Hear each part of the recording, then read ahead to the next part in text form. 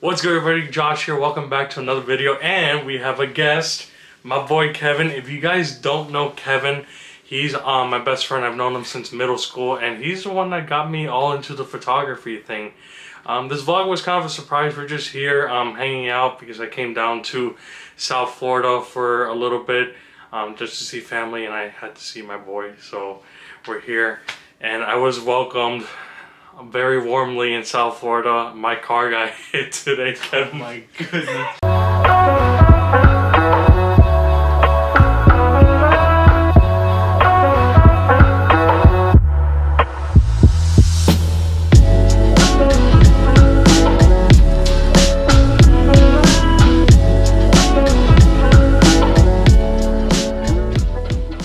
Kevin saw the accident. Well, he didn't see the accident, he saw the damage, which I waited to turn on the camera to tell you. So basically what happened was, you ever been to Jackson's before, the ice cream place? You told me about it. Yeah. Alright. So basically, it's a one-way street, right? And then you got like the parking in both sides, like slants in, you know what I'm talking about? Yeah. Like, you know, you're driving, you have parking spaces to your left and your right, and it's like the ones that are like diagonal. Yeah, it's like that. Yeah. So I was going to like turn in, and the guy behind me, he wanted to pass me because I guess he was in a rush. So the moment I turned in to want to park, he just did a head-on into the side of my car. Like that? Yeah. He goes, "Hey man, I didn't know you were just sitting there." I'm like, "Why would I be sitting in the middle of the road?" Like what? I was like, "Hello?" So yeah, basically, he hit me because he was in a rush. Okay. And obviously the guy was at fault. I did a police report and everything like that. The driver was okay, which is my big rule. If you ever get in an accident, don't freak out on the guy. Or female. It's clear that they screwed up. First thing you should do is make sure that they're okay. You know? Then call the police. But anyways, let's get into this video. So Kevin, he's gonna experience the Leica M system for the first time. He hasn't held it before or anything like that, so this is gonna be a good moment for him. And I want you guys to know, like, he was the reason why I got into photography, so I thought this was an important video to get him on here and just give him the exposure I think he deserves. Like, any photo that you guys see me post, he sees it 9 times out of 10, and he's always giving me feedback. I do the same thing for him, and yeah, so a lot of his collaboration goes into the photos that I post. So you ready? I'm ready for this. Bad. Alright, bro. This is gonna be what I use. It's the peak design with the anchor system. Oh yeah, okay, I have that. Yeah. Oh, you have the arm strap? No, but I know how peak design works. Okay, so you can put this around your arm. So, okay. You know, you're safe with it. There you go. Sure. And the way what's nice about it is I'm gonna tighten it around your arm real quick. Okay. I like this thing because you can wrap it around, right? Yeah. It might be, well, my arm's a lot bigger than yours, but there's a magnet right there. Oh, and it sticks to it? Yeah. So you would adjust the magnet more to, like, you know, the width of your arm. Oh, I see. So yeah, like so like for me, it basically like wraps right around. So okay, I see. Yeah, I'm pretty skinny, so I'm fat. I never said anything about that. That was on his own recording. Wait, bro. You ready? Yeah, let's see if I'm ready. Alright. Oh my god. Here's the M10. Here it is. The fucking anchor. Oh. Nah, you're good, bro. I love this thing, man. Like, this strap itself is... I love the anchor system. It's so good. Damn, this thing is sick. Yeah, feels good? Yeah, it does. So that's the Voightlander lens that Johnny and Ronnie got me, and Joby. They all put in money. The hood itself is I got that off of Amazon. Oh yeah, didn't you show me whenever you're gonna get it? Mm-hmm. I actually want to get the one where there's like a little hole over here, so you can still kind of see like what your photo looks like when you're composing. Because if you look through the viewfinder, go ahead real quick. Oh yeah, I see. It blocks it. It does. Yeah. Yeah, it is sick, dude.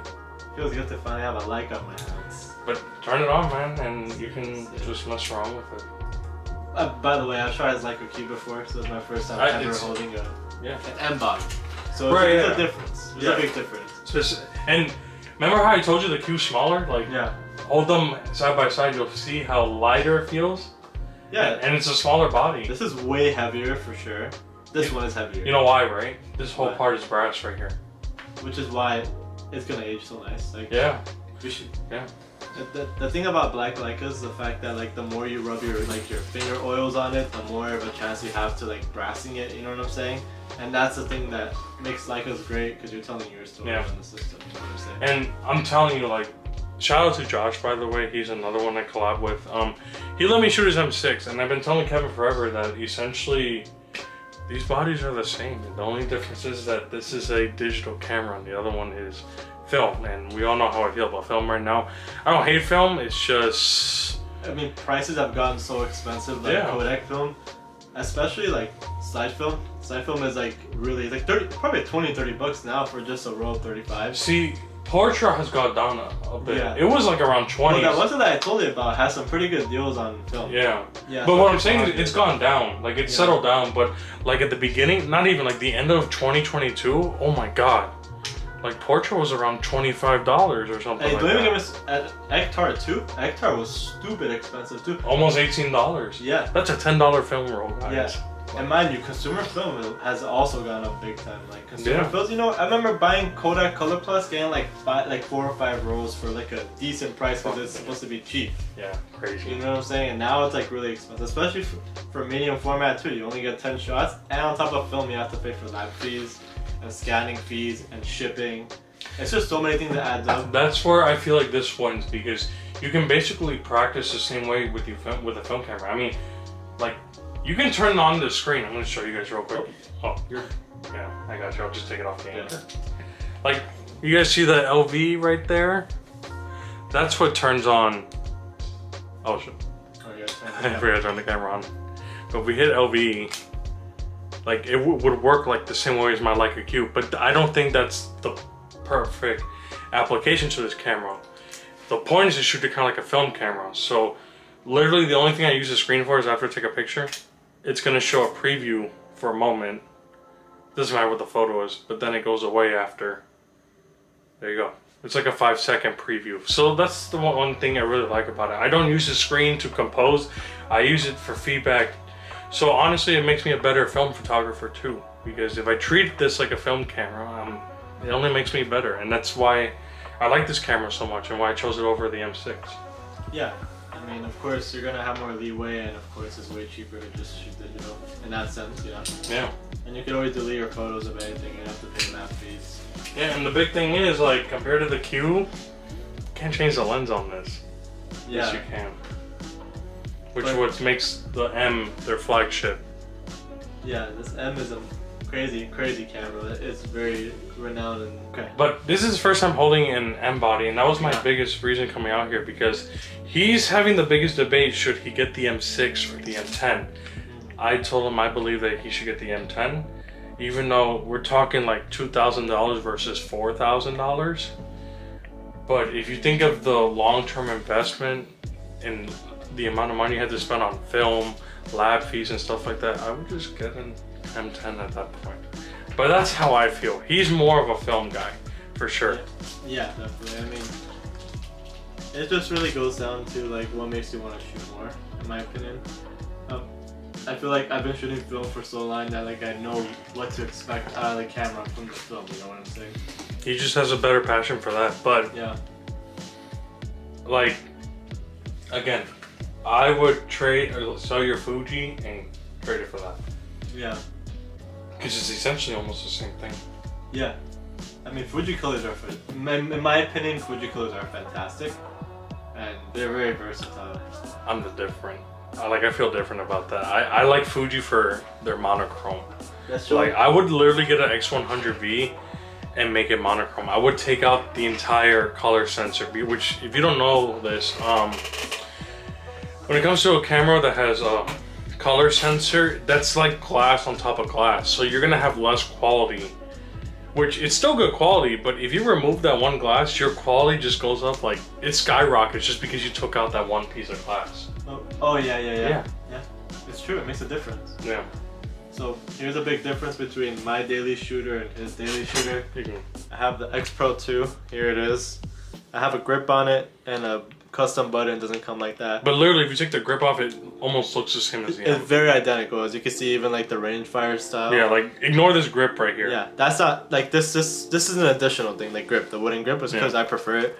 But yeah, these are both 35mm lenses, but since this is a crop sensor camera and this is full frame, I'm gonna be getting more of like a 50-ish, I think roughly around that from it. But this is my daily shooter, it's his daily shooter.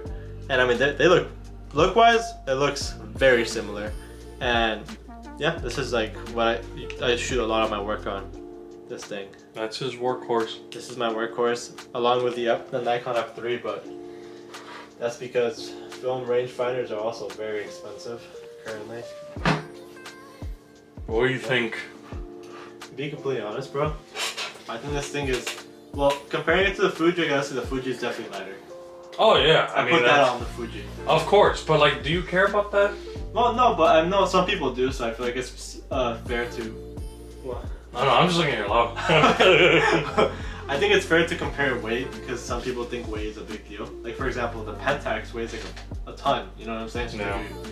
Some neck pain to be created around it. Yeah. This one, this is very heavy, but it's because it's two different materials. I'm not sure what the upper part here of the Fuji is made out of. It's zinc. Probably zinc. I don't know.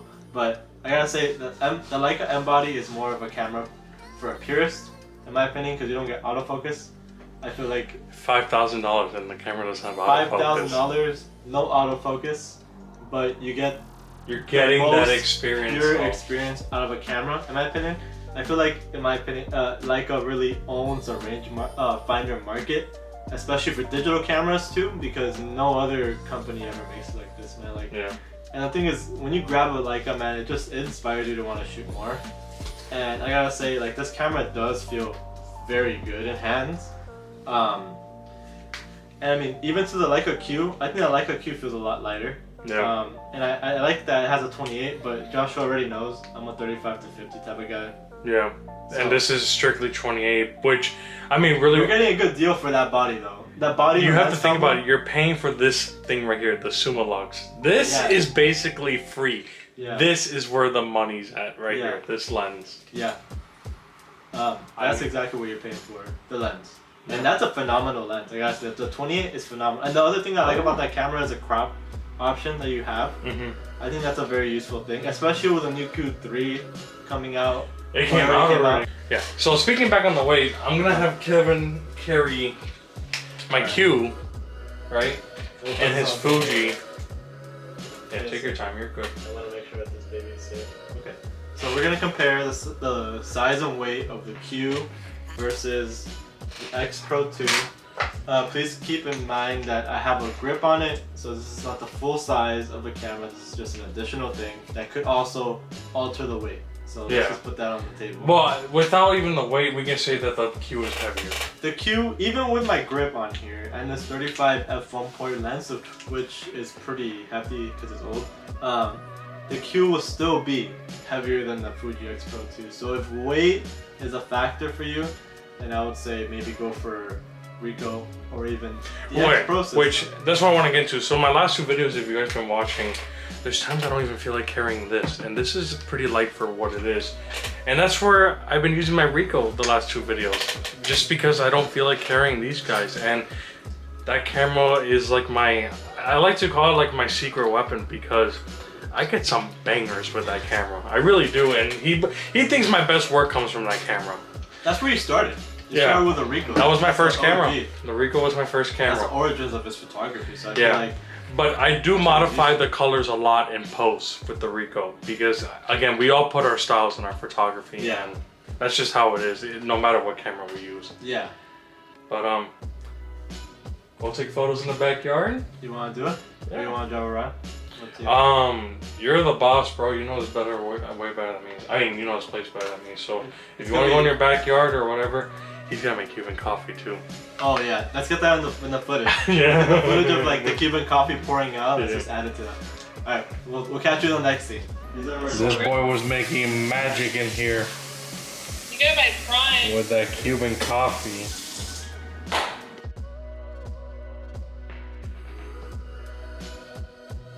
Alright, so we're back from taking photos. I don't want to really record Kevin taking photos because I just wanted to get used to the cameras, and like, you know, it's his first time using it, so he's not going to be perfect with it, so I want to make sure he has the time to like really just get comfortable with it, especially if this is an investment he wants to make in the future. But with that being said, we're gonna pull up the iPad and we're gonna look at what we took. Get to it, buddy. Alright, so he just got all of them on his iPad. He's gonna take a look at them, and while he's looking at them, I'm gonna blow them up right here so you guys can see what we're looking at. Alright, so we are going to edit some photos right now. But right now, let's look at like what you got, like off rip. Yeah. And again, I believe I put both the DNGs and the JPEGs. Okay. So we got different types of photos here. So should I record my screen as I edit? Honestly, that might be smart. Let's do that. Yeah. And then you could just send me that. So do you transport it to my camera roll? Yeah, it's on your camera roll. It should be towards the bottom. Yeah, all that bottom stuff. Which I really want to work on the photo that he took of me. It looks so dope. And look, that's the JPEG. Okay. There's your DNG. I see that DNG. You see how it has more shadows on the JPEG versus DNG? Yeah, I see that the colors look a little different here. Yeah, but this is more like more like contrasty, dramatic JPEG, whereas in the DNG seems to be more vibrant. That's why this is a huge thing with the Leica. It is the M10 is the only camera where I am forced to have to take both DNG and JPEG because I can never decide which one I like more. Yeah. Like my Q, I will get the JPEGs 9 times out of 10. I don't even shoot RAW with my Q now that I think about it. I don't shoot RAW with my Ricoh. This is the only camera where I have to shoot RAW because this thing is so sensitive and the JPEG might not be what you want. So you definitely gotta keep your options open with this camera, at least for my workflow. And I think Kevin is agreeing after he was just looking at them. Yeah. You definitely want your options. Yeah, definitely. You definitely want your options, and I mean you can definitely tell a difference. I'm also working with a full frame camera. Like I like that one more. I would use a JPEG. No, the JPEG. The JPEG? Alright, so let's say we get the JPEG, right? Let's work with JPEG right now. Alright, so we are editing this photo here. You're gonna see it on the screen because we are screen recording my tablet screen right now. So we are working with the JPEG. This is a portrait I took of Josh. Personally, I love it. First edit I want to do is, of course, I like to have the center. I like to have the subject. Go back to the original crop first. I'm curious if that's the original crop? That's the original crop. See, me personally, this is how we work differently. I like the crop where it is right now, but he's editing this. Yeah. I'm gonna make my own version of this though. But he's gonna get photo shooting credits, and I'll probably take editing credits. But we love comparing our edits, so that's fine. It's always good to have different editing styles, of course, because we are two different human beings. You have to have a good amount of chest and head space. You don't want to have too much head space because it kind of like this is a lot of negative space right here, and it's not really contributing to the photo. But this, of course, it's all reference, guys. Okay, personal, not reference, personal preference. That's right. He's more focused on like the portrait of me. I like the environment around me. Like it feels like I'm just chilling in the front lawn or in the front yard. So as we know, we like contrast a lot. I love contrast. I go crazy with contrast. I like you adding contrast. Like that's how much I love contrast. That's the thing, bro. That's the first step that I always fuck with here. Oh, am I allowed to curse here? Do you care? Yeah, don't curse. That's okay. Don't worry. You get a free pass. I won't curse too much. I apologize. I'm gonna work on it. So of course, as you can see here in the head, there's a lot of highlights, so I'm going to turn that down a bit. I don't like there to be too much highlights in the forehead area. Just me. Of course, contrast comes shadows. It depends if you want information on the left side of his face. Honestly, I kind of like it cropped in that much too. It's awesome. Yeah, pretty dope. You know, we could just make this like a portrait type photo. Yeah. But then again, like, let me see. at least get my chain in it, you know? Yeah, true. So it'll have to be... Oh, let's just leave it like this for now. Let's leave it like this for now. Which I believe as you crop it more, I think it goes down to like 6 megapixels. But nobody cares about this. Like the average person's not gonna care. They're not gonna like go, how many megapixels? No, nobody's gonna look at that, especially Instagram. So what I want to do here is I want to get the select subject, very important. Are you using the AI thing? Yeah. It doesn't Very. affect. Yeah. Adobe killed it with this, okay? So now that I'm working on the specific part, I can actually... Oh, sorry, I cursed again. Can we get a curse counter here? Okay, now I can just actually mess. I'm using mess, not the F word. Right here. With a certain information. As you can see, the dynamic range here is actually really good because you can Real get... quick, go to color. Hold on. Let me get these over with. So you want to Get more blacks in there. Yeah, I want to be deeper black. Especially with the jersey. So move the temp to the right. Just a little bit. Not too much. Yeah, right. Let me see. Oh, you actually went colder. Actually, you look colder. When you went colder. I think the temp should be there. Matter of fact, it brought up to me. You know, it brought up to me this would be dope as hell in black and white. Yeah, this is a big thing with the Leica 2. I barely touch saturation because I like the colors it gives already. But with the Ricoh, I boost the hell out of it. Yeah, this works some magic here. So let's add some texture to your face. Can I stop for a second? Alright, so we were doing color stuff before, but I did a little bit of editing, fast forwarding. I really messed with the exposure a little bit. I actually underexposed it more on him because he selected. I brought the contrast up to 36. God, that AI Highlights, yeah. Oh, swear counter. Ding, ding, ding. Put it on the camera or the screen. Alright, shadows, I brought it up by 21. Highlights, you can see all the settings there. I messed with the details, added more detail on his face. I want you to touch one more thing. Go to effects and bring up the dehaze. So how did it? Bro, I love dehaze. Let's see. I want us to have some detail on your face. Yeah. That's good. Plus 18. It was -1 before, so now we're at plus 18. So the colors here are also very nice and very realistic. I feel like. So what I want to see now is I want to mess around with it and see how it looks like when it's black and white. So, That's exactly what I was about to say. yeah, we're gonna do black and white first. Let's see.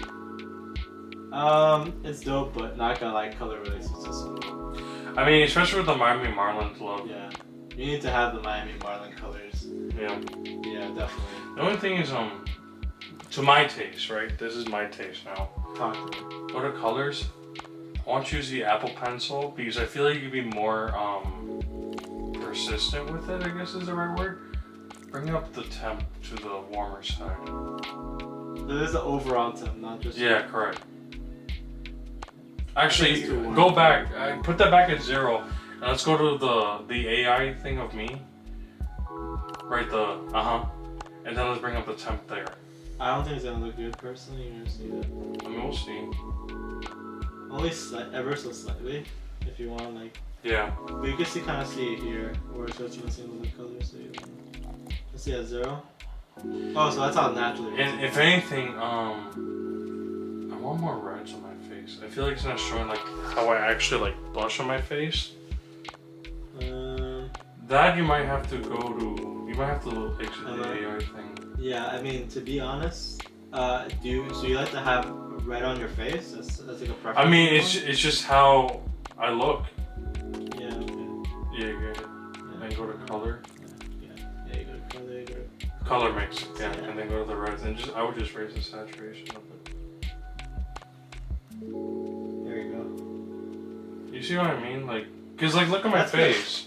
Right? I got some red like on my cheeks and stuff like that. You do, but I think this is pretty accurate. You have to remember that the red is not going to be as vibrant if the color isn't, I mean the light isn't hitting you as much. Yeah.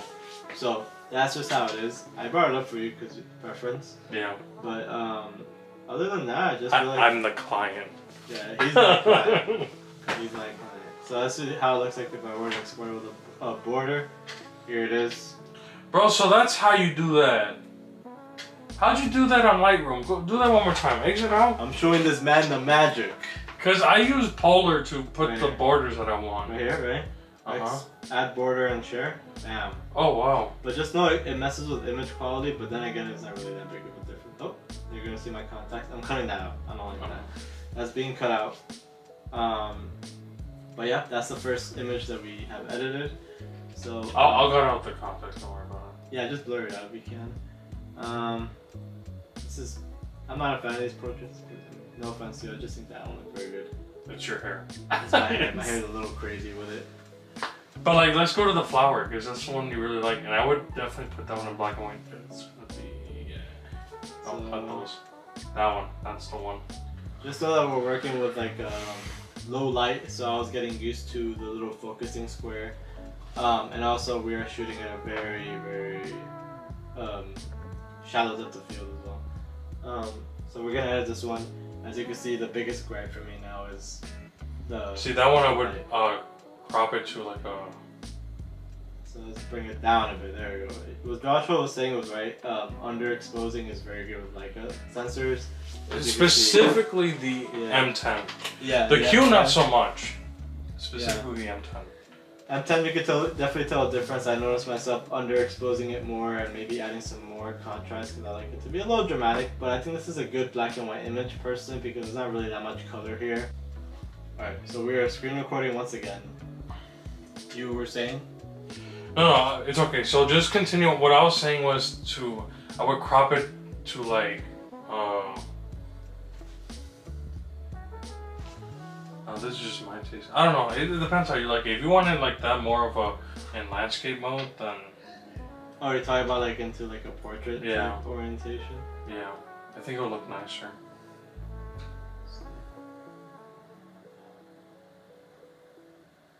Something like that.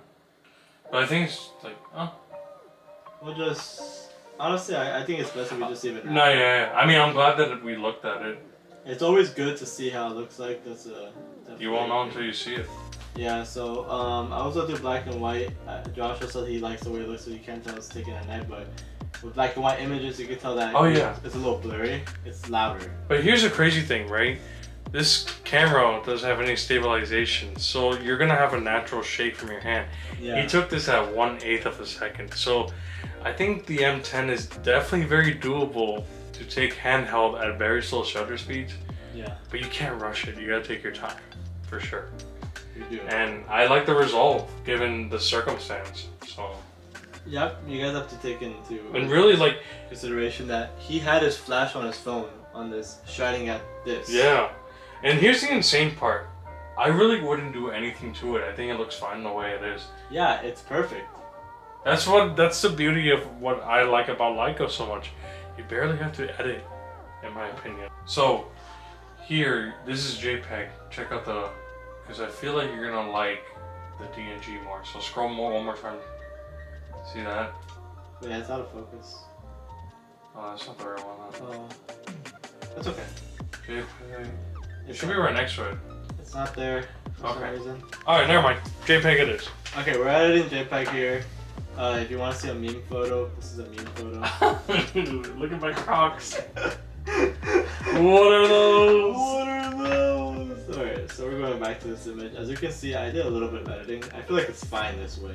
Because I brought up the highlights a little bit on the snap. That's the beauty of this camera, man.